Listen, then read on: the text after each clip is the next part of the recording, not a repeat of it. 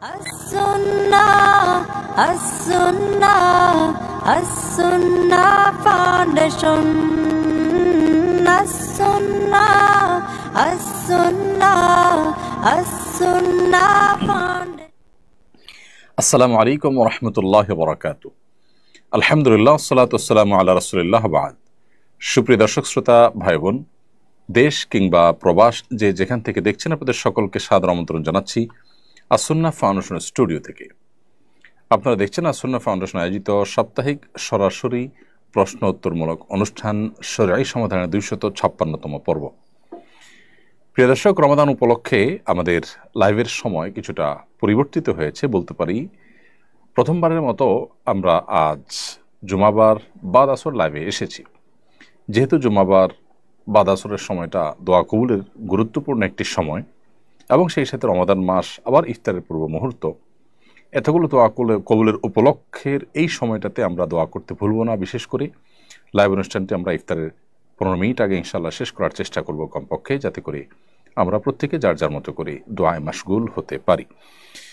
আর আজকে রমাদানের এই লাইভ অনুষ্ঠানটিতে হয়তো ঘন্টা ব্যাপী থাকা সুযোগ হবে না, কিন্তু আমরা 40 মিনিটের মতো আপনাদের সাথে লাইভে থাকার চেষ্টা অব্যাহত রাখবো যদি আল্লাহ তৌফিক দান করেন।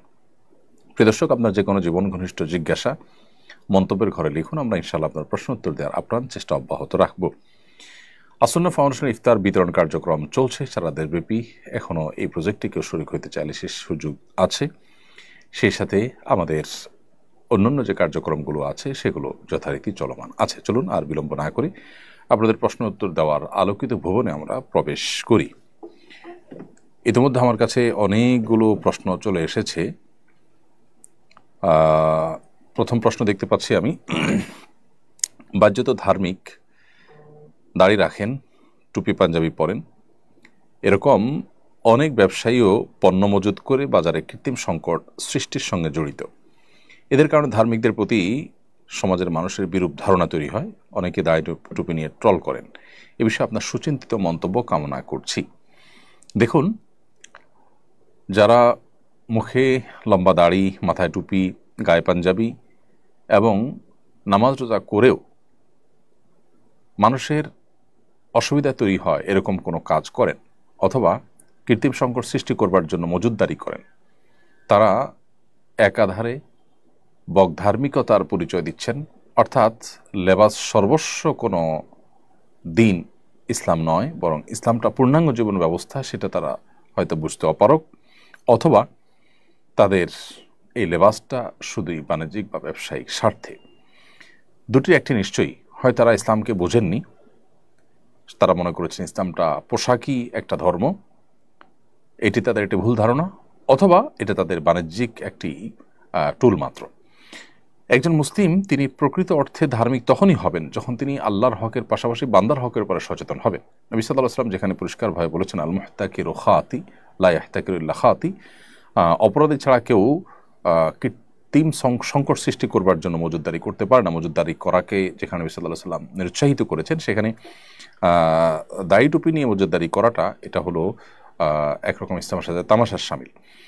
দ্বিতীয়ত, আমরা আমাদের যে সমস্ত ভাই ব্রাদাররা যারা বাহ্যিকভাবে ইসলাম চর্চা করেন, কিন্তু বেচাকেনা করতে গিয়ে, ব্যবসা বাণিজ্য করতে গিয়ে, অন্যান্য কাজকাম করতে গিয়ে তারা আল্লাহর বিধিবিধানকে মেনে চলছেন না, মানুষের কষ্টের কারণ হচ্ছেন, মানুষের অধিকার নষ্ট করছেন, তারা ইসলামটাকে ভালো করে যেন বোঝেন, ইসলামটাকে ভালো করে যেন শেখেন এবং জানার চেষ্টা করেন, সেই জন্য আমি তাদেরকে বিনয়ের সাথে অনুরোধ করছি।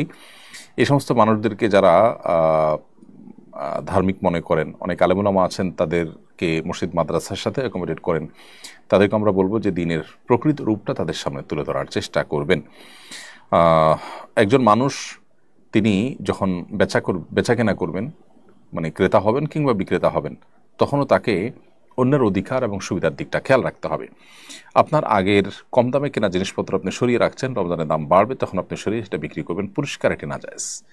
বাজারের স্থিতিশীলতা রক্ষা করার জন্য শরিয়ার নির্দেশ, সরকারি নির্দেশ শুধু নয়, শরিয়ার নির্দেশ হলো আপনি বাজারে স্বাভাবিক আচরণ করবেন, অস্বাভাবিক আচরণ নয়, যা আছে সেটা বিক্রি করবেন। দাম যখন বাড়বে তখন আপনি বেশি দামে পণ্য কিনে সেটা আপনি বিক্রি করবেন সে দামেই।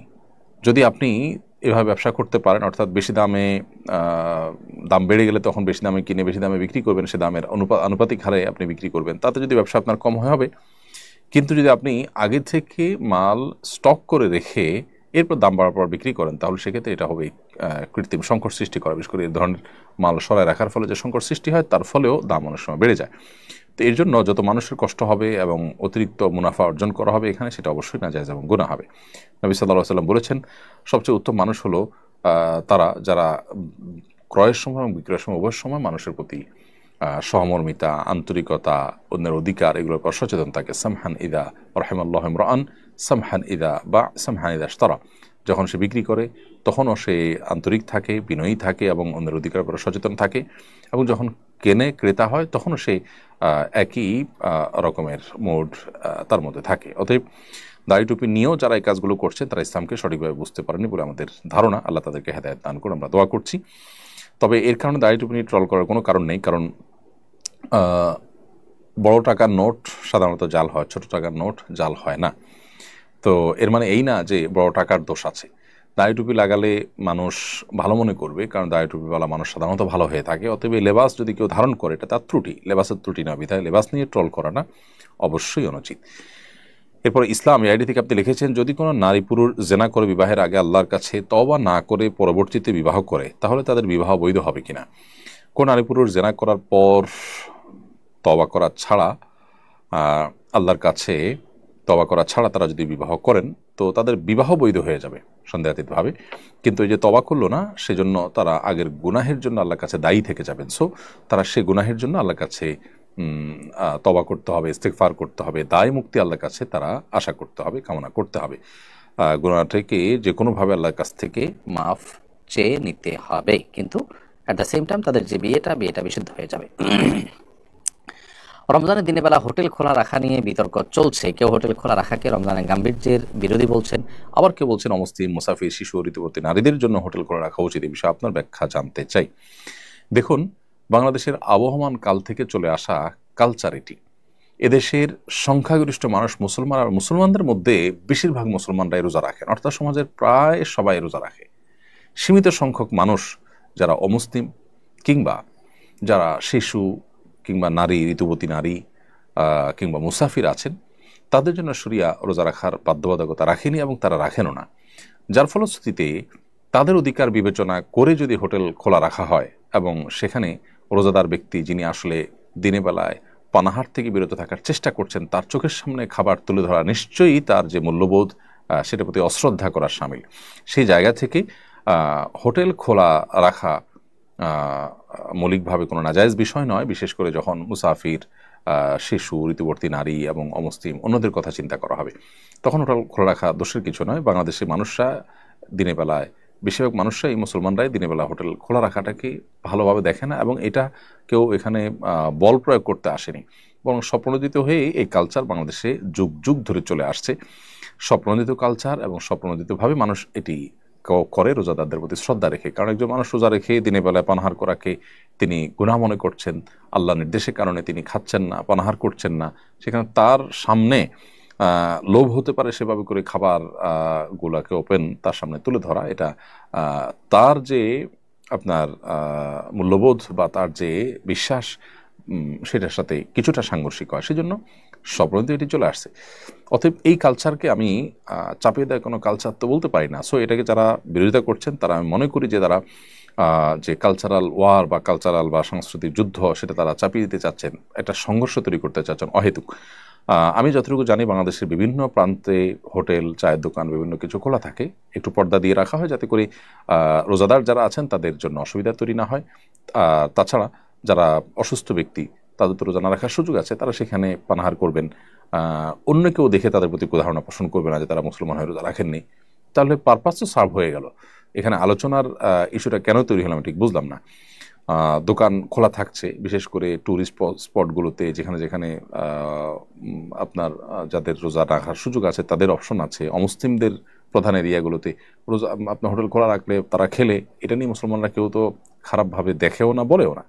কোনো মুসলিম রোজার মাসে দিনের বেলায় তিনি হোটেল খোলা রেখে যদি খান, তাহলে আজও পর্যন্ত কোনো মুসলমান তাকে খারাপভাবে দেখেনি, বলেও নি। সো আমি মনে করি যে এখানে রোজা রেখে রোজার মাসে হোটেল গণহারে খোলা রাখার যে দাবি সেটা অবান্তর। যে দেশের 70-80% মানুষ রোজা রাখে সে দেশে আপনার দিনের বেলা রমজান মাসে হোটেল খোলা রাখার দাবি তোলাটা কোনোভাবে যৌক্তিক নয়। তবে অবশ্যই যে সমস্ত এলাকাতে বা কিছু কিছু হোটেল খোলা রাখা অসুস্থ ব্যক্তি বা অন্যান্যদের কথা চিন্তা করে সেটা সঠিক আছে, এবং সেটাকে বাধা দেওয়া গণহারে সেটা আবার অযৌক্তিক হবে। সম্প্রতি ঢাকা বিশ্ববিদ্যালয়ে এক ব্যক্তি এক নারীকে যথাযথভাবে ওড়না পরার কথা বলে ভাইরাল হয়ে যায়। বিষয়টা নানা ধরনের বিতর্ক তৈরি করে। পুরো বিষয়টা আপনি কিভাবে ব্যাখ্যা করবেন? দেখুন, পুরো ঘটনা, ওড়নাকাণ্ডের পুরো ঘটনার অ্যাকচুয়াল চিত্র কি ছিল সেটা আমি নিজেও জানি না, এবং আমার মনে হয় যে নিরপেক্ষ তদন্তের মধ্য দিয়ে পুরো ঘটনার প্রকৃত রহস্য বা এক্স্যাক্টলি তিনি কি বলেছেন, কতটা দোষ করেছেন না আদৌ করেননি, সে বিষয়গুলো ফুটে উঠবে। আমাদের দেশে আমরা এ ধরনের ঘটনাগুলোতে বিশেষ করে দেখি যে এক শ্রেণী মানুষ অতি উৎসাহী হয়ে তারা এগুলোকে বেশ ফুলিয়ে ফাঁপিয়ে প্রকাশ করেন। এটা আমাদের অতীত অভিজ্ঞতা থেকে বলছি। টিপকাণ্ডের কথা নিশ্চয়ই আপনাদের মনে আছে। টিপকাণ্ডে সেই পুলিশ সদস্যকে বরখাস্ত করা হয়েছে, সামাজিকভাবে তাকে হেনস্থা করা হয়েছে, হেয় করা হয়েছে, তার মানহানি হয়েছে। কিন্তু তদন্তের রিপোর্ট পরবর্তীতে বলেছে যে না, তিনি নির্দোষ সাব্যস্ত হয়েছেন। তাহলে এই যে তার নামে মিথ্যাচার করা হলো, জাস্ট একটা দাড়ি বিশিষ্ট মানুষ হওয়ার কারণে তার তিলকে তাল বানিয়ে প্রচার করে তার চাকরিচ্যুত করা হলো, মানসম্মান নষ্ট করা হলো, তার চাকরি ফিরে দেওয়া বা মানসম্মান ফিরিয়ে দেওয়ার কোনো স্কোপ কি আদৌ তৈরি হয়েছে? আদৌ কি সে কাজটি করা হয়েছে? আমরা কি সমাজের যে মানুষগুলো তাকে দোষী সাব্যস্ত করেছি, কালপ্রিট বানিয়েছি, তারা কি তার কাছে সরি বলেছি? দেখুন, এই অতীত অভিজ্ঞতা একটি দুটি নয়, অনেক অভিজ্ঞতা রয়েছে যে অভিজ্ঞতাগুলো দ্বারা বোঝা যায় যে নারীঘটিত যদি ইস্যুগুলোকে তিলকে তাল বানানোর একটা প্রচেষ্টা আমাদের দেশে আছে। এই ছেলে কতটা কি বলেছে আমরা জানি না, আমি ছেলেকে নির্দোষ বলছি না। আবার একই সাথে তাকে যেভাবে তুলোধনা করা হচ্ছে সে আসলে এটার কতটা উপযুক্ত না উপযুক্ত আমি জানি না। তার দু একটা সাক্ষাৎকারের দু একটা ওয়ার্ড আমি যতটুকু জানি খুবই বাজে ওয়ার্ড তার মুখ থেকে বের হয়েছে, এটা পরবর্তীর কথা। আমি মূল ঘটনার কথা বলছি যে সেখানে কি ঘটেছে আমরা জানি না। তো এই ছেলের অ্যাপ্রোচ যদি ত্রুটি থাকে, তাকে নাসিহা করা যেতে পারে, তাকে শাসন করা যেতে পারে, সে দোষ করলে তার দোষের বিচারও হতে পারে, সন্দেহাতীতভাবে সেটি হওয়া উচিত। কিন্তু একই সাথে বিচার বিশ্লেষণ ছাড়া গণহারে একটা মানুষকে দোষী সাব্যস্ত করা, বিশেষ করে যখন দাড়ি বিশিষ্ট কেউ হয় আর বিপরীতে যখন নারী থাকে তখন নারীকে চোখ বন্ধ করে ভিকটিম বানিয়ে ফেলা, এটা আমাদের সেটা কমন কালচার। গাড়ি অ্যাক্সিডেন্ট হলে যেরকম গায়ে নিচে চাপা পড়া মানুষটাকে চোখ বন্ধ করে ভিকটিম বানানো হয় আর ড্রাইভারকে চোখ বন্ধ করে দোষী সাব্যস্ত করা হয়, সব সময় যে এমনটি নাও হতে পারে, বরং অনেক সময় গাড়িতে চাপা পড়া মানুষটারই দোষ থাকতে পারে, ড্রাইভারের দোষ নাও থাকতে পারে। এই জিনিসটা আমরা বেমালুম ভুলে যাই। তো এই জন্য আমি আশা করব এ বিষয়ে যথাযথ তদন্ত হয়ে তারপর উপযুক্ত দোষী ব্যক্তিকে বিচারের মুখোমুখি করা হবে। আর দাওয়াতি কাজ যে যুবক করেছেন, তিনি দাওয়াতি কাজ করার প্রক্রিয়াতে যদি কোনো ভুল করে থাকেন, পদ্ধতিতে ভুল করে থাকেন, তো অবশ্যই সেখান থেকে অন্যদের শিক্ষা নেওয়া উচিত যে দাওয়াতি কাজ সঠিকভাবে করতে হয়, না হলে তার লাভের চাইতে ক্ষতি বেশি হয়। কিন্তু একই সাথে আমি পুরো বিষয়টাকে তদন্ত করে তারপরে প্রকৃত দোষী সাব্যস্ত হলে তার বিচারের দাবি করছি। এবং আমি যতটুকু জানি তিনি জামিনে মুক্ত হয়েছেন। অতএব জামিনে মুক্ত হলে এটাকে আবার দোষারোপ করা বা এটা নিয়ে আবার অনেক কথা বাড়ানোর কোনো কারণে। তবে একই সাথে অতি উৎসাহী কিছু মানুষ তাকে আবার পাগড়ি পরিয়ে একেবারে যেভাবে তাকে অ্যাপ্রিসিয়েট করেছেন সেটা নিয়ে অবশ্য যথেষ্ট আপত্তি তোলবার সুযোগ আছে। এই জায়গা থেকে যে এ ছেলের অ্যাপ্রোচটা সঠিক বেঠিক কী ছিল না ছিল জানা শোনা ছাড়াই শুধুমাত্র তিনি হয়তো আপনার ধার্মিক অথবা দাড়িধারী, সেই কারণে তাকে আমি অ্যাপ্রিসিয়েট করলাম। তার যদি কোনো ভুল হয়ে থাকে সেটাকেও তো সংশোধনে আনা উচিত। তো আমার মনে হয় পুরো বিষয়টা তদন্ত করে প্রকৃত চিত্রটা তুলে ধরা দরকার। তার আগ পর্যন্ত অন্তত কাউকে ভিকটিম আর কাউকে দোষী সাব্যস্ত করাটা এটা ইটসেলফ আর একটা মব জাস্টিস হয়ে যায় কিনা। রোজা রেখে হিজামা চিকিৎসা গ্রহণ করা যাবে কিনা? রোজা রেখে হিজামা চিকিৎসা করতে পারবেন। নবী করিম সাল্লাল্লাহু আলাইহি ওয়াসাল্লাম রোজা রেখে হিজামা চিকিৎসা নিয়েছেন, সেই জায়গা থেকে আপনি রোজা রেখে হিজামা চিকিৎসা করতে পারবেন।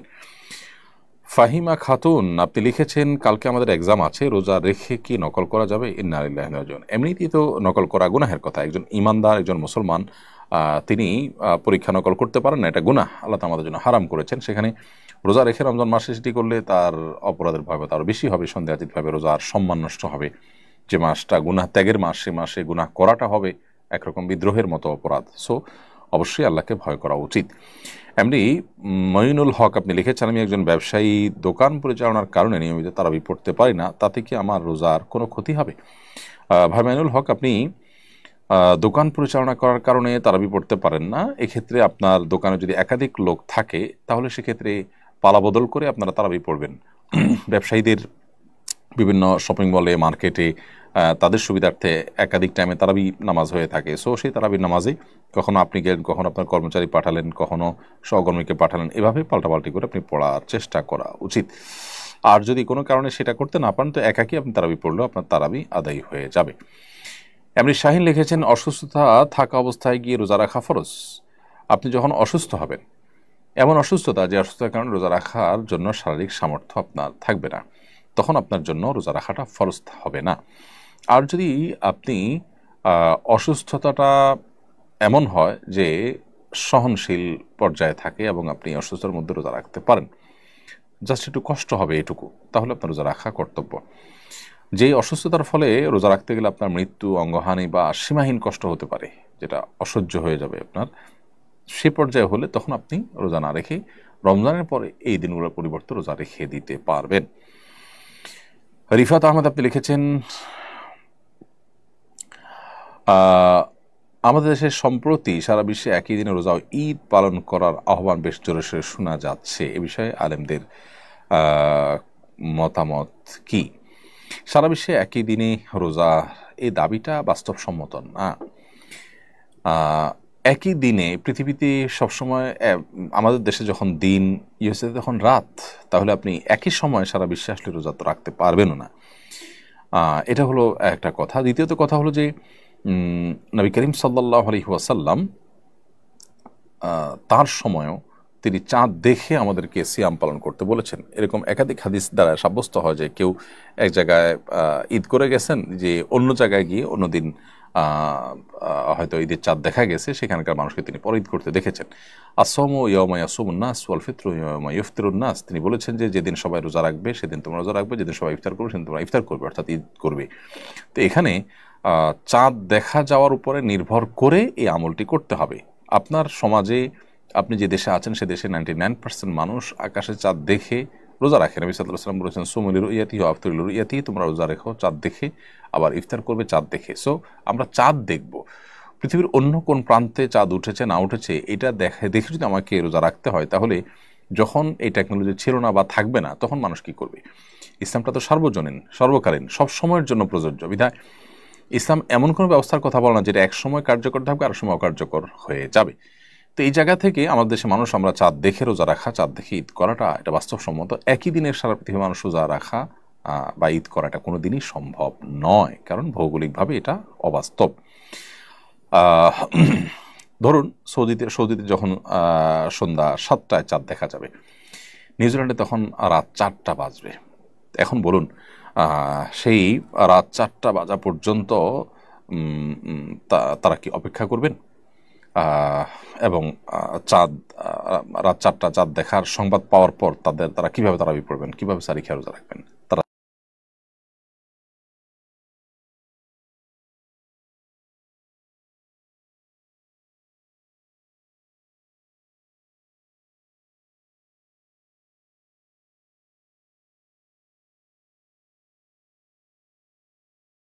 চাকরি করে অন্যান্য দেশেও তারা আমল করেন। তো সে আমলটাকে উড়িয়ে দেওয়ার মতো নয়, দুইটাই একাডেমিক মত পার্থক্যপূর্ণ আমল। কিন্তু বাংলাদেশে যেখানে ঐক্যবদ্ধ আছে মুসলমানরা, বাংলাদেশে আকাশে চাঁদ দেখে তার রোজা রাখার ব্যাপারে, এখানে বৈশ্বিক ঐক্য সৃষ্টি করার জন্য আঞ্চলিক অনৈক্য সৃষ্টি করার কোনো যৌক্তিকতা থাকতে পারে না। এরপরের প্রশ্ন হলো, ইদানিং আইনশৃঙ্খলা পরিস্থিতির অবনতি লক্ষ্য করা যাচ্ছে, বিভিন্ন স্থানে ছিনতাই, ধর্ষণের খবর শোনা যাচ্ছে, এইসব ঘটনার প্রতিরোধের উপায় কি? দেখুন, আমরা মব জাস্টিস বা আইন হাতে তুলে নিতে নিষেধ করি, আবার একই সময় প্রচুর পরিমাণ আইনশৃঙ্খলা পরিস্থিতি অবনতি দেখা যাচ্ছে। সাধারণ মানুষ ক্ষিপ্ত হয়ে এ ধরনের অপরাধে যারা জড়িত হচ্ছে তাদেরকে গণধোলাই দিচ্ছে, তাদেরকে পিটুনি দিচ্ছে, কোনো কোনো ক্ষেত্রে মানুষ মারা যাওয়ার ঘটনা ঘটছে। তো কি করা উচিত? প্রথম কথা হলো যে আইনের শাসন যখন দুর্বল থাকে তখন এই ধরনের পরিস্থিতি তৈরি হয়। সাধারণ মানুষ আমি বলছি না যে তারা লেজ গুটিয়ে বা হাত পা গুটিয়ে তারা বসে থাকবে বাসায়, বরং এ ধরনের পরিস্থিতিতে সাধারণ মানুষ স্বপ্নজিত হয়ে বিভিন্ন এলাকায় অপরাধীদেরকে শনাক্ত করা, তাদেরকে ধরা, এটার জন্য তারা উদ্যোগ নিতে পারেন। বিশেষ করে মসজিদ ভিত্তিক উদ্যোগ হতে পারে, যে মসজিদের এলাকাতে মুসল্লিরা নিজেরা ভাগ ভাগ হয়ে পাহারাদারি করলেন দিনে রাতে, কারা এ সমস্ত করছেন তাদেরকে ধরে আইনের আওতায় নিয়ে আসা। তারা যদি ধরপাকড় করে পুলিশে সোপর্দ করেন তাহলে সেক্ষেত্রে বিচারের মুখোমুখি হতে পারে এবং অনেকটা আতঙ্কিত হয়ে যাবে অপরাধীরা যখন সবাই সতর্ক হবে। আমার মনে হয় এটা আশু সমাধান। আর স্থায়ী সমাধান তো সন্দেহভাবে আমাদের আইনের যে শাসন সেটাকে শক্তিশালী করে। একটা দেশ অস্থিতিশীল হলে আমরা সবাই ক্ষতিগ্রস্ত হব। সেই জায়গা থেকে আমাদের সবারই উচিত দায়িত্বশীল আচরণ করা। আর যদি আইন হাতে তুলে নেওয়ার মতো ঘটনা ঘটে তাহলে যেটা হবে যে আজকেই কোনো একটা পত্রিকা দেখলাম যে কোনো দম্পতি তারা কোনো একটা রিসোর্ট বা এরকম কিছু কুয়াকাটার দিকে সম্ভবত, সেখান থেকে তারা বের হয়েছেন এবং তাদেরকে অবৈধ সম্পর্ককারী মনে করে গণপিটুনি দেওয়া হয়েছে। পরবর্তীতে জানা গেল তারা স্বামী স্ত্রী, তাদের কথাই তাদেরকে শুনতে দেওয়া হয়নি এবং তাদের কথা বিশ্বাস করা হয়নি। তো এইভাবে সবাই যদি যার যার মতো করে বিচার করা শুরু করি আমরা, বা সবাই যদি আইন হাতে তুলে নিই, তাহলে সেক্ষেত্রে অনেক অনভিপ্রেত ঘটনা ঘটবে এবং বিশৃঙ্খল হবে। এই জন্য আইনশৃঙ্খলা পরিস্থিতির অবনতিতে আমরা এলাকায় পাহারাদারির ব্যবস্থা করতে পারি স্বপ্নজিত হয়ে। এতে আমরা সওয়াব লাভ করবো, আল্লাহর কাছে আজরের আশায় করলে আমরা আজর পাবো, বিনিময় পাবো ইনশাআল্লাহ। সেই সাথে এটার একটা আশু সমাধানের পথ হতে পারে। প্রিয় দর্শক, দেখতে দেখতে অনুষ্ঠান আমরা ছোট্ট একটি বিরতিতে যাওয়ার সময় হয়েছে। বিরতির পর আবার ফিরে আসবো, আশা করছি আমাদের সঙ্গেই থাকবেন ইনশাআল্লাহ তাআলা। আসুন্নাহ ফাউন্ডেশন মসজিদ কমপ্লেক্স ও ইসলামিক সেন্টার, একটি লালিত স্বপ্ন। ইনশাআল্লাহ শিক্ষা, সেবা ও দাওয়া সহ ফাউন্ডেশনের বহুবিধ কার্যক্রমের কেন্দ্র হবে এই কমপ্লেক্স। ঢাকার নতুন বাজারের অদূরে কেনা জমিতে শীঘ্রই নির্মাণ কাজ শুরু হবে ইনশাআল্লাহ। সাদাকায়ে জারিয়ামূলক এই প্রকল্পে শরীক হতে পারেন আপনিও।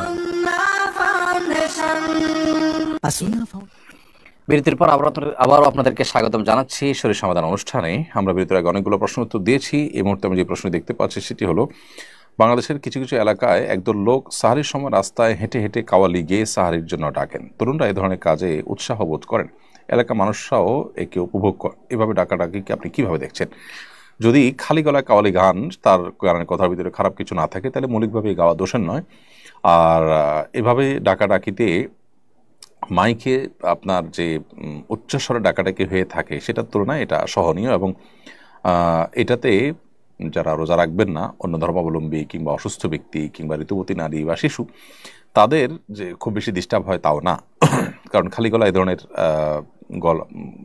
কাওয়ালি গাওয়া হোক বা কোনো তেলাওয়াত করা হোক, এগুলো খুব বেশি উচ্চ আওয়াজ সৃষ্টি করে না, যার কারণে এটাতে আমি দোষের কিছু দেখছি না। তবে যদি এটা অন্যের কষ্টের কারণ হয় বা অনেকে মিলে সম্মিলিতভাবে বেশ জোরে সোরে আপনার আওয়াজ করেন এবং অন্যদের ইবাদতে ব্যাঘাত সৃষ্টি হয়, তাহলে সেক্ষেত্রে এটা পরিত্যাজ্য। দেখতে হবে যে এটার মাত্রাটা কী এবং কী পদ্ধতিতে করা হচ্ছে। মৌলিকভাবে যদি মাত্রাজ্ঞান মাথায় রেখে এবং মিউজিক ছাড়া এটা করা হয়, তাহলে সেক্ষেত্রে নাজায়েজ হওয়ার কোনো কারণ নেই। দেলোয়ার হোসেন পনি আপনি লিখেছেন, রোজা রেখেও অনেকে নামাজ পড়ে না, তাদেরকে নামাজে নেওয়ার জন্য কি করা যায়? বেনামাজি রোজাদারের রোজা হবে কিনা? রোজা রেখেও যদি কেউ নামাজ না পড়েন তাহলে এটা দুর্ভাগ্যজনক, কারণ রোজার চাইতে নামাজের গুরুত্ব অনেক বেশি। যিনি রোজা রাখছেন তিনি ইসলামের এটার গুরুত্বটা বুঝতে পেরেছেন, কিন্তু নামাজের গুরুত্বটা তিনি বুঝলেন না। তাকে নামাজের গুরুত্বটা বোঝানো উচিত এবং নামাজের গুরুত্ব সম্পর্কে তাকে পুস্তক পড়তে দেওয়া, কোনো লেকচার শুনতে দেওয়া অথবা কাউন্সেলিং করা, এটা উচিত। সেই সাথে এটাও সঠিক যে নামাজ না পড়েও তিনি যে রোজা রাখছেন তার রোজাটা হয়ে যাবে, কিন্তু নামাজ না পড়ার কারণে গুনাহ হবে অনেক বেশি। ব্যাপারটা এরকম যে কেউ পাগড়ি পরেছেন কিন্তু তার পরনে লুঙ্গি নেই, তো পাগড়ি পরার সওয়াব পেলেও লুঙ্গি না পরার যে গুনাহ, ভয়াবহ কবিরা গুনাহ, সেটা হবে। পাগড়ি পরে যে সওয়াব পাবে, লুঙ্গি না পরে তার চাইতে বেশি গুনাহ হবে।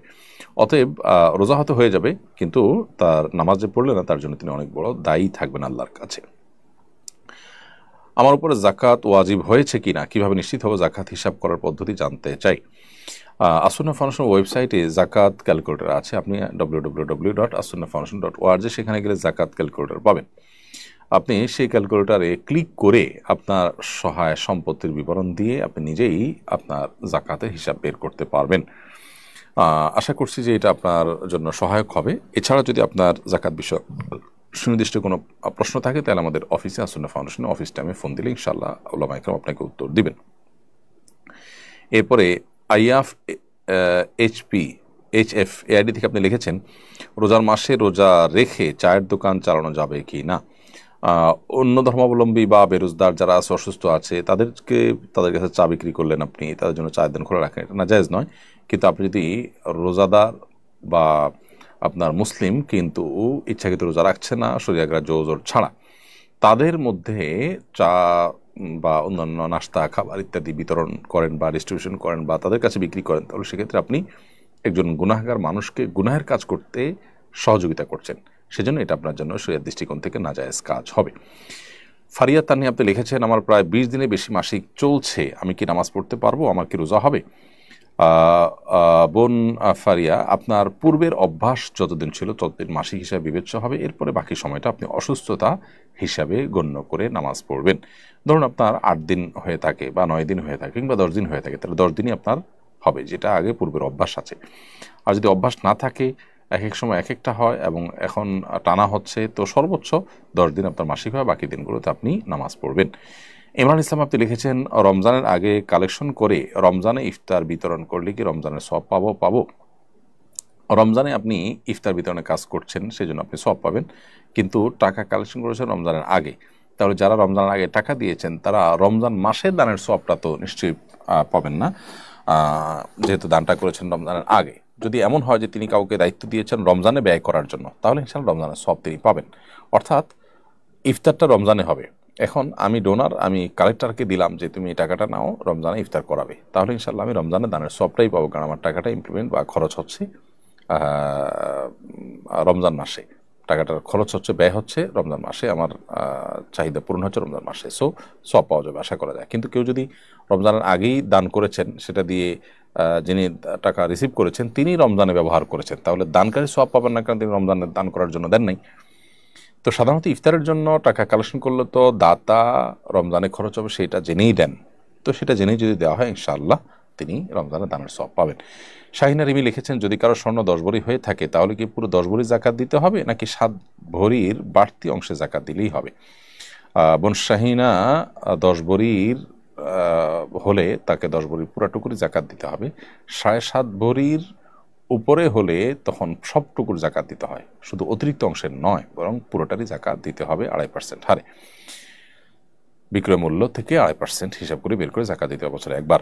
এমডি আবুল হাসান আপনি লিখেছেন, তাড়াতাড়ি বা তাড়াহুড়ো করে তারাবির নামাজ পড়া যাবে কিনা? তাড়াতাড়ি বা তাড়াহুড়ো করে তারাবির নামাজ পড়া একেবারে অনুচিত। এটা তারাবির যে মান, গুণগত মান, সেটাকে নষ্ট করে দেয়, এটা আমাদের উচিত নয়। বরং আমাদের উচিত হবে তারাবি ধীরস্থিরতার সাথে পড়া। সাহাবা একরাম তারাবি পড়তে পড়তে পুরো রাত প্রায় পার করে দিতেন, অথচ আমরা অনেকে হুলস্থুল করে এবং তাড়াহুড়ো করি। তারাবির নামাজের সবচেয়ে বড় বৈশিষ্ট্যই হলো যে এটা ধীরে ধীরে পড়া হবে, অথচ আজকাল আমরা উল্টোটা করি। এমডি সবুজ আলী আপনি লিখেছেন, আমি একজন সিঙ্গাপুর প্রবাসী, রোজা রাখা আমার পক্ষে কঠিন হয়ে যায়, পরবর্তীতে আমি যদি কাজা করি তাহলে হবে কিনা? দেখুন, আপনি জাস্ট কাজের অজুহাতে রোজা না রাখার সুযোগ নেই। যদি এমন হয় যে আপনি যেখানে আছেন সেখানে রোজা রাখতে আপনার কঠিন হয়, তাহলে আপনার সেই জায়গা পরিবর্তন করা দরকার, সেই চাকরি পরিবর্তন করা দরকার, সুইচ করা দরকার, যাতে করে আপনি রোজা রাখার মতো পরিবেশে যেতে পারেন। আপনি সামান্য একটু রুটি রুজির জন্য ফরজ রোজা রাখতে পারছেন না, এরকম জায়গায় নিজেকে আপনি নিয়েছেন, তো এটা আপনার জন্য অনুচিত কাজ। যদি এমন হয় যে সাময়িক সমস্যা, এই মুহূর্তে পারছেন না, সেখানে যৌক্তিক শরিয়া গ্রাহ্য কোনো ওজোরের কারণে, তাহলে সেটা গ্রহণযোগ্য হতে পারে, পরবর্তীতে রোজাগুলো রেখে দিলে হবে। মোহাম্মদ শাফিয়ার রহমান আপনি লিখেছেন, রোজা রাখা অবস্থায় হাত কেটে যদি রক্ত বের হয় তাহলে কি রোজা থাকবে? ভাই শাফিয়ার রহমান, রোজা রেখে যদি হাত কাটা যায় এবং হাত পা শরীরে যে কোনো অঙ্গ প্রত্যঙ্গ কাটা যাক, তাতে রক্ত বের হোক, তাদের রোজার ক্ষতি হবে না, রোজা হয়ে যাবে ইনশাআল্লাহ তাআলা। এমডি দেলোয়ার হোসেন সরকার লিখেছেন, আমি বিদেশে যাব, বিদেশে যাওয়ার জন্য মেডিকেল টেস্ট করলে কি রোজা ভেঙে যাবে? মেডিকেল টেস্টে সাধারণত যেটি হয়ে থাকে, ব্লাড বা ইউরিন স্যাম্পল কালেকশন করা হয়, এক্সরে করানো হয়, এগুলো কারণে রোজা ভাঙবে না। যদি কখনো এরকম কোনো মেডিকেল টেস্ট হয় যে মুখের ভিতর দিয়ে আপনার পাকস্থলিতে কোনো মেশিনপত্র ঢুকিয়ে টেস্ট করা হয়, তাহলে সেক্ষেত্রে সেটি কথা ভিন্ন। বাকি সাধারণ যে মেডিকেল টেস্টগুলো আছে, রক্ত নেওয়া, পেশাব নেওয়া বা আপনার এক্সরে করা, আইসিজি করা, এগুলো কোনোটার কারণে রোজা ভাঙবে না। মিস্টার কামাল ব্যাপারী আইডি থেকে আপনি লিখেছেন, গ্রামের কিছু মানুষ আজানের পরও সাহারি খায়, তাদের রোজা হবে কিনা? ফজরের আজান যদি শুভে সাদিক হওয়ার পরপরই হয় সাধারণত, তারপর যদি সাহারি খায় তাহলে সে রোজা হবে না, কারণ শুভে সাদিকের পরে সাহারি খেলে সে রোজা হয় না। আল্লাহ সুবহানাহু ওয়া তাআলা বলেছেন, কুলু ওয়াশরাবু হাত্তা ইয়াতাবাyyana লাকুমুল খাইতুল আবয়াদু মিনাল খাইতিল আসওয়াদি মিনাল ফাজরি। আল্লাহ বলেছেন তোমরা পানাহার করো কতক্ষণ? যতক্ষণ পর্যন্ত সাদা আভা এটা কালো আভা থেকে পৃথক হয়ে না যায়। সাদা আভা বলতে শুভে সাদিক, তো আজান হয় শুভে সাদিক হওয়ার পর, অতএব ফজরের আজান হয়ে গেছে তারপরেও যদি খায় কেউ, তার রোজা হবে না। মূলত আজান দেওয়া অবস্থাতে যদি কারোর হাতে খাবার থাকে, তারপরে নবী সাল্লাল্লাহু আলাইহি ওয়াসাল্লাম সেটা শেষ করতে বলেছেন। এটা হলো সাহারির আজান, যেটা ফজরের নামাজের আগে হয়ে থাকে, সেটার কথা। নাইম আহমেদ আপনি লিখেছেন, হুজুর রোজা অবস্থায় চুল নখ কাটা যাবে কি না? চুল নখ রোজা অবস্থায় কাটা যাবে, তাতে কোনো অসুবিধা নেই, রোজার কোনো ক্ষতি হবে না। মাথায় তেল দেওয়া যাবে, আতর ব্যবহার করা যাবে, মেসওয়াক করা যাবে, এগুলো কোনোটাই রোজার কোনো ক্ষতি করবে না। সুরমাও ব্যবহার করতে পারবেন। এরপরে নুজহাতুর রহমান আপনি লিখেছেন, বাড়িতে হাফেজার সাথে মহিলারা খতম তারাবি পড়তে পারবে? পারলে কিভাবে পড়বে? দেখুন, কোন হাফেজা মহিলার পিছনে বাড়ির অন্যান্য মহিলারা যদি তারাবির নামাজ পড়েন, বিশেষ করে হাফেজা মহিলার তারাবি তিনি ভুলে যাবেন, যদি জামাতে না পড়েন, ইয়াদ থাকবে না, সেক্ষেত্রে বাড়ির মহিলারা নিজেরা তারাবিতে জামাত করেছেন, সেক্ষেত্রে মাওলানা তাকি ওসমানী সাহেব সহ অনেকে এটাকে জায়েজ বলেছেন, যদিও ফুকাহা অন্যরা সাধারণত মেয়েদের জামাত নিজেরা করাটাকে মাকরু বলেছেন। আমাদের আয়েশা সহ বিভিন্ন মহিলা সাহাবীদের দ্বারা জামাতের সাথে সালাত আদায় করার বিষয়টি সুসাব্যস্ত আছে, সেই জন্য সৌদের ওলামা ইকরাম এটিকে জায়েজ বলেন। তো সেই জায়গা থেকে হাফেজা মেয়ে যদি ঘরোয়াভাবে নিজেরা করেন, অন্যান্য মেয়েদেরকে ডাকডোল পিটিয়ে পুরুষদের মতো এরকম জমায়েত না করেন, মসজিদ না করেন, তাহলে এটা বিশেষ করে হিফজ ধরে রাখার শর্তে, ধরে রাখার প্রয়োজনে করলে সেটি জায়েজ হতে পারে। পুষ্প বৃষ্টি আইডি থেকে আপনি লিখেছেন, মোবাইল দেখলে কি রোজা ভেঙে যাবে? না, মোবাইল দেখলে রোজা ভাঙতে যাবে কেন? তবে মোবাইলে হারাম বা খারাপ কোনো জিনিস যদি আপনি দেখেন তাহলে গুনাহ হবে। সেটা রমজানের বাইরে দেখলেও গুনাহ হবে, রমজানে দেখলে গুনাহ আরও বেশি হবে, কিন্তু তার সাথে রোজা ভঙ্গ হওয়ার সম্পর্ক নেই। এরপরে জান্নাতুন নাইমা মিম আপনি লিখেছেন, আমি 9 মাসে গর্ভবতী, আমার পানি ও খাবার সময় মতো খেতে হয়, আমি কি রোজা রাখতে পারবো? বোন মিম, আপনার পানি এবং খাবার যদি নিয়মিত খেতে হয়, পান করতে হয়, এবং এটা না করলে আপনার গর্ভস্থ সন্তানের ভয়াবহ ক্ষতি হতে পারে, অথবা আপনি নিজে ক্ষতিগ্রস্ত হয়ে যেতে পারেন, এরকম আশঙ্কা হয়, অর্থাৎ শারীরিক অবস্থা এত বেশি ক্রিটিক্যাল হয়, তাহলে সেক্ষেত্রে আপনার জন্য রোজা না রাখার স্কোপ আছে। কিন্তু এটা আপনাকে নিশ্চিত হইতে হবে দিনদার এবং অভিজ্ঞ ডাক্তারের মাধ্যমে। যে ডাক্তার দিনদার না, যিনি রোজার গুরুত্ব বোঝেন না, তিনি হয়তো বলবেন যে না, এটা আপনাকে করতে হবে। এই জন্য দিনদারিতাও বুঝেন, আবার ডাক্তারিও বুঝেন, এরকম ডাক্তার যদি আপনাকে পরামর্শ দেন, তাহলে সেক্ষেত্রে আপনি পানাহার করতে পারেন এবং পরবর্তীতে এই রোজাগুলো আপনি রেখে দিবেন। আর এমনি আপনার গর্ভবতী অবস্থায় পানাহার করা উচিত, বিশেষ পানি পান করা উচিত, এটা করতে পারলে ভালো হয়। কিন্তু না করলে যে আপনি মরে যাবেন, বাচ্চা মরে যাবে গর্ভস্থ, সেরকম এত সিরিয়াস কোনো ইস্যু যদি না হয়, তাহলে কষ্ট করে রোজা রাখা উচিত। প্রয়োজনে রাতেবেলা আপনি পানি এবং আহার বেশি করে গ্রহণ করলেন। এমনি আবুবকর সিদ্দিক লিখেছেন, যদি ওয়াক্তের আগে আজান দেওয়া হয় তাহলে কি আজান আবার দেওয়া লাগবে? ওয়াক্তের আগে আজান দিলে সে আজান তো হবে না, কারণ আল্লাহ তাআলা বলেছেন, ইন্না সলাতা কানাত আলাল মুমিনিনা কিতাব মাওকুতা, নিশ্চয় নামাজ ইমানদারদের নির্দিষ্ট সময় পড়াটাকে অপরিহার্য করা হয়েছে। সো সময়ের আগে যদি আজান দেওয়া হয়, সে আজান কিন্তু আজান হিসাবে গণ্য হবে না, ওই ওয়াক্তের আজান হিসাবে গণ্য হবে না, বিদেশে আজানটা ওয়াক্ত হওয়ার পর আবার দেওয়া দরকার। এমনি মুস্তাফিজুর রহমান লিখেছেন, রোজার মধ্যে সুগন্ধি বা আতর ব্যবহার করলে কোনো রোজার ক্ষতি হবে কিনা? না, রোজা রেখে আতর বা সুগন্ধি ব্যবহার করতে কোনো সমস্যা নেই। এমনকি সুরমা, মাথায় তেল, শরীরে কোনো লোশন ইত্যাদি ব্যবহার করতে কোনো অসুবিধা নেই। তানভীর খান লিখেছেন, রোজা রেখে কি ফ্রি ফায়ার গেম খেলা যাবে কিনা? কোনো প্রকার গেমসই রোজা রেখে খেলা উচিত নয়, কারণ এটা অনর্থক কাজ। ইমানদার এমনিতেই অনর্থক কাজ থেকে বিরত তাকে থাকতে হবে। আল্লাহ বলেছেন, সফল মুমিনদের বৈশিষ্ট্য হলো ওয়াল্লাযীনা হুম আনিল লাগবি মুআরিদুন, যারা অনর্থক অহেতুক কাজ থেকে বিরত থাকবে। এই যে গেমস খেলা, এটা অনর্থক কাজ, যে কাজের কোনো সুফল ওই কাজে রত ব্যক্তি পায় না, যার কারণে এটা একজন ইমানদারের সাথে যায় না। সেখানে ফ্রি ফায়ার এবং পাবজি গেম ইত্যাদির মধ্যে আরও অন্যান্য নাজায়েজ ইয়েগুলো থাকার কারণে, উপাদানগুলো থাকার কারণে এগুলো এমনিতেই খেলা নাজায়েজ এবং গুনাহের কথা। সেখানে রমজান মাস যদি করা হয়, তাহলে সেক্ষেত্রে সেটা আরও বেশি ভয়াবহ। রোজা রেখে যদি এটা করে কেউ, রোজা হয়ে যাবে কিন্তু রোজার গুণগত মান নষ্ট হবে এবং রোজার সওয়াব এর মধ্যে নিশ্চয়ই ঘাটতি দেখা দিবে। মোশাররফ হোসেন আপনি লিখেছেন, ইফতারের সময় পরিবারের সবাই মিলে হাত তুলে মোনাজাত করতে পারবে কিনা?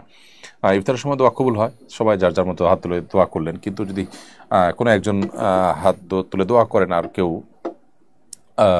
পরিবারের সদস্যরা আমিন বলেন সাথে, কাকতালীয়ভাবে এরকম হয়ে যায়, মিলে যায়, অসুবিধা নেই। কিন্তু এটাকে যদি সিস্টেম পরিণত করা হয় যে এভাবেই তারা করবেন, এটাকে তারা সুন্নাহ মনে করেন বা এটাকে পদ্ধতি মনে করেন, তাহলে সেটা ভুল হবে, বেদাতের দিকে চলে যেতে পারে এটা এক সময়। কারণ কোনো আমল যখন সম্মিলিত বা ঐক্যবদ্ধ কোনো ফরম্যাট শরীর ঠিক করে দেয় না, তখন আমরা কোনো একটা ফরম্যাটে সেটাকে ঠিক করে নেওয়া উচিত নয়। তবে দোয়াটা এটা মূলত গোপনে এবং কেঁদে কেঁদে আল্লাহ করতে বলেছেন, ওদের রব্বকুম তাদের খুফিয়া। তবে হ্যাঁ, পরিবারের ছোট সদস্যদের, বাচ্চা কাচ্চাদের শেখাবার উদ্দেশ্যে বা ওরা জোরে জোরে দোয়া করলেন, তার সাথে তারা শরীক হলো, সেটা হতে পারে শিক্ষার উদ্দেশ্যে। এরপরে IFHF এর দিকে আপনি লিখেছেন, এই রমজান মাসে কোন কোন আমল বেশি বেশি করা যায়? সবচেয়ে বেশি করার চেষ্টা করবেন হলো গুনাহ থেকে বেঁচে থাকার আমল, কোনো গুনাহ যেন না হয় চেষ্টা করবেন। কোরআন তেলাওয়াতটা বেশি বেশি করার চেষ্টা করবেন এবং সে সাথে দোয়াটা বেশি বেশি করার চেষ্টা করবেন, সাদাকা এবং দানটা বেশি বেশি করার চেষ্টা করবেন। MD শিমুল হোসেন লিখেছেন, আমাদের মসজিদের ইমাম সাহেব খুব দ্রুত তারাবির নামাজ পড়ান, এটা কতটুকু শরীয়তসম্মত? আমরা একটু আগে উত্তর দিয়েছি, আশা করি সেই প্রশ্নের মধ্যে আপনি উত্তর পেয়ে যাবেন। তারাবি খুব দ্রুত নামাজ পড়ানো উচিত নয়, ধীরে স্থিরতার সাথে তারাবি পড়ানো দরকার। এমনি ফখরুল ইসলাম লিখেছেন, তারাবির নামাজ 4 রাকাতের পরপর বিশেষ একটি দোয়া পড়া হয়, এটা পড়া জরুরি কিনা? না ভাই ফখরুল ইসলাম, তারাবির নামাজের 4 রাকাতের পরপর যে দোয়া পড়া হয় এটার সাথে আসলে তারাবির কোনো সম্পর্ক নেই এবং এটা হাদিস দ্বারা সাব্যস্ত নয়। এটা মূলত 4 রাকাত পরপর যে বিরতি দেওয়া হয়, এটা মূলত রেস্টের জন্য দেওয়া হয়। সো ওই টাইমে দোয়া পড়া, কেউ জিকির করতে পারে, কেউ চুপ থাকতে পারে, কিন্তু নির্দিষ্ট ফরম্যাটে যে দোয়া পড়া হয় সুবহানাল মুলক ওয়াল মালাকুতে, এগুলোর কোনো ভিত্তি কোরআন হাদিসে কোথাও নেই। মোহাম্মদপুরে এক নারী পাবলিক প্লেসে ধূমপান করেন, এক ব্যক্তি বিষয়টির প্রতিবাদ করেন, বিষয়টাকে একদল মানুষ নারী নিগ্রহ হিসাবে আখ্যা দেন। প্রসঙ্গে স্বরাষ্ট্র উপদেষ্টা জানান, পাবলিক প্লেসে নারী পুরুষ কারো ধূমপান করা উচিত নয়। বক্তব্যের প্রেক্ষিতে এক শ্রেণীর মানুষ স্বরাষ্ট্র উপদেষ্টার পদত্যাগ চান। পুরো বিষয়টাকে ধর্মীয় সমাজ তত্ত্বের আলোকে ব্যাখ্যা করবেন বলে আশা করি। দেখুন, নারীবাদ নিয়ে অতিরিক্ত আপনার যদি কচলানো হয়, তাহলে সেক্ষেত্রে মানে একটা ভালো জিনিসও কিন্তু খারাপে পরিণত হবে, যেটা আমাদের সমাজে বিভিন্ন ইস্যুতে আমরা দেখি যে হচ্ছে। যেখানে একজন ধূমপায়ীকে প্রকাশ্যে ধূমপান করছেন, পাবলিক প্লেসে কেউ প্রকাশ্যে ধূমপান করলে সেটা তো ইটসেলফ একটা অপরাধ। দ্বিতীয়ত হলো, আপনি যখন রোজাদারদের আনাগোনা আছে এরকম জায়গায় ধূমপান করছেন, তাহলে একজন মানুষ তিনি পান আহার করবেন না, ধূমপান করতে চান না, তাহলে তার রোজার কি অবস্থা হবে? তাকে আপনি ক্ষতি করছেন। তো এই জায়গা থেকে এটা তো অন্যায় সন্দেহাতীতভাবে। মুসলিম প্রধান দেশে বা যে দেশে মানুষ এভাবে দিনের বেলায় কেউ কারোর সামনে পানাহার করে না, সেই কালচারটা এখানে প্রতিষ্ঠিত আছে, সেখানে আপনি এতটুকু শ্রদ্ধা যদি এখানকার ধার্মিক, এখানকার রোজাদারদের প্রতি না রাখেন, তাহলে সেক্ষেত্রে আপনি তো সমাজের মানুষের যে কালচার বা তাদের কৃষ্টি, তাদের যে ধর্ম, এটার প্রতি শ্রদ্ধাই প্রদর্শন করছেন না। তো এই ধরনের অশ্রদ্ধা প্রদর্শনকারী মানুষ যারা আছে, তারা সমাজকে নানা সময় ছোটোখাটো ইস্যুকে অনেক বড় করে তারা অস্থিতিশীলতার দিকে নিয়ে যায়। স্বরাষ্ট্র উপদেষ্টা খুব সঠিকই বলেছেন এবং এক্ষেত্রে স্বরাষ্ট্র উপদেষ্টাকে আমাদের সমর্থন করা কর্তব্য। এবং যারা সীমা লঙ্ঘন করছেন, সমাজের খুবই সীমিত সংখ্যক মানুষ, তারা আমি আশা করব যাদের বোধোদয় হবে যে তারা কেউ যদি রোজা না রাখেন, সেটা একান্ত তার ব্যাপারে তিনি আল্লাহর সাথে বুঝবেন, কিন্তু প্রকাশ্যে অন্য রোজাদারদের সামনে অন্তত তিনি এই কাজটি করতে পারেন না। এটা তাদের যে রোজা আসের প্রতি অশ্রদ্ধার শামিল, এবং রোজা রেখে তিনি ধূমপান আহার বর্জন করা তার জন্য ফরজ কর্তব্য করেছেন, আপনি তার সেই কর্তব্যে বাধা দিচ্ছেন, কোনো অবস্থাতে এটা গ্রহণযোগ্য হতে পারে না। MD শুভ FAID থেকে লিখেছেন, আমার প্রচণ্ড কোমর ব্যথা 2 বছর ধরে। কোমর ব্যথার কারণে আমি সাধারণভাবে বসে নামাজ পড়তে পারি না, চেয়ারে বসে নামাজ পড়ি, আমার নামাজ হবে কিনা? কোমর ব্যথা যদি অনেক বেশি হয়, সীমাহীন হয়, তাহলে সেক্ষেত্রে আপনি চেয়ারে বসে নামাজ পড়লে নামাজ হয়ে যাবে। তবে যেটুকু দাঁড়াতে পারেন সেটুকু আপনার দাঁড়ানোর চেষ্টা করা উচিত। উইলিয়াম ওয়ার্ডসওয়ার্থ এই থেকে আপনি লিখেছেন, জামাতে তারাবির নামাজ আদায় করার সময় সূরা ফাতিহার পর কি অন্য সূরা মুক্তাদিকেও পড়তে হবে, নাকি হুজুর পড়লেই হবে? দয়া করে জানাবেন। জামাতে তারাবির নামাজ আদায় করার সময় সূরা ফাতিহার পর অন্য সূরা যখন পাঠ করা হবে, মুক্তাদির আমরা তখন মনোযোগ সহকারে শুনবো। যখন উচ্চস্বরে পড়া হচ্ছে তখন আমরাও শুনবো, আমরা আর পড়বো না সেটার সাথে। কারণ আল্লাহ তাআলা বলেছেন, ওয়াইদা কুরিয়াল কুরআন ফাসতামিউ লাহু ওয়া আনসিতু, তোমরা যখন কোরআন পাঠ করা হয় তখন মনোযোগ দিয়ে শুনবে এবং চুপ থাকবে। এই জন্য মনোযোগ দিয়ে শুনতে হবে এবং চুপ থাকতে হবে এই সময়টাতে। এমডি শোয়েব আলী ইসলাম লিখেছেন, রোজা রেখে খবর দেখা যাবে কিনা? যাবে, যদি জায়েজ খবর হয়, যদি খবরের দৃশ্য হারাম হয়, না জায়েজ হয়, তাহলে সেটা দেখাতেও সর্বাবস্থা না জায়েজ। সিনথিয়া মনি আপনি লিখেছেন, স্ত্রী কি স্বামীকে জাকাত দিতে পারবে কিনা? স্ত্রী তার স্বামীকে জাকাত দিতে পারবে না ফুকাহ হানাফের মতে, কারণ স্বামীকে জাকাত দিলে দিন শেষে তার কাছে ফিরে আসবে। কিন্তু যদি স্বামী নিঃস্ব হন, অভাবী হন, যেহেতু স্বামীর ভরণ পোষণ দেয়া স্ত্রীর কর্তব্য নয়, সেই জায়গা থেকে স্ত্রী স্বামীকে জাকাত দিতে পারবেন। বিষয়টা নিয়ে আরেকটু খোলাসা করে আলাদা কোনো স্বতন্ত্র ক্লিপ আমরা দেখি ইনশাআল্লাহ বলার চেষ্টা করব। এমনি রিফাত আপনি লিখেছেন, মসজিদ কাছে কয়েকজন মিলে বাড়িতে জমায়েত করলে কি নামাজ হবে? মসজিদ কাছে হলে মসজিদে গিয়ে নামাজ পড়া কর্তব্য, কারণ একটি হাদিস রয়েছে, লা সলাত আলি জাল মসজিদ ইল্লা ফিল মসজিদ। হাদিসের সনদ নিয়ে কিছুটা দুর্বলতা থাকলেও মৌলিকভাবে অন্য হাদিসের আলোকে এর অর্থটা ঠিকই সাব্যস্ত। সেটি হলো জামাতে সালাত মসজিদে আদায় করা উচিত, কোনো গ্রহণযোগ্য ওজোর ছাড়া বাসা নামাজ পড়া উচিত না। মসজিদে অনেক দূরে যেতে পারছেন না, বিশেষ কোনো ওজোর আছে, এটা ভিন্ন কথা, কিন্তু কোনো বিশেষ গণশরীয়াগ্রাহ্য ওজোর ছাড়া এরকম করাটা অনুচিত যে আপনি আপনার বাসা বাড়িতে নামাজ পড়লেন। প্রিয় দর্শক, যেহেতু ইফতারের সময় ঘনিয়ে আসছে এবং সেই সাথে আজকে জুমার দিন আসরের পরে দোয়া কবুল হয়, আমরা শেষ সময়টাতে ইফতার এক মুহূর্তে দোয়াতে মাশগুল থাকা দরকার। সেজন্য আমরা লাইভ অনুষ্ঠানটিকে এখানেই শেষ করছি। আল্লাহ তৌফিক দিলে পরবর্তী লাইভে আপনাদের সাথে দেখা হবে। সে পর্যন্ত সবাইকে আল্লাহ তাআলা ভালো রাখুন, নিরাপদে রাখুন, সুস্থ রাখুন। জাযাকুমুল্লাহ খাইর। আসসালামু আলাইকুম ওয়া রাহমাতুল্লাহি ওয়া বারাকাতুহু। আস-সুন্নাহ ফাউন্ডেশন, উম্মার স্বার্থে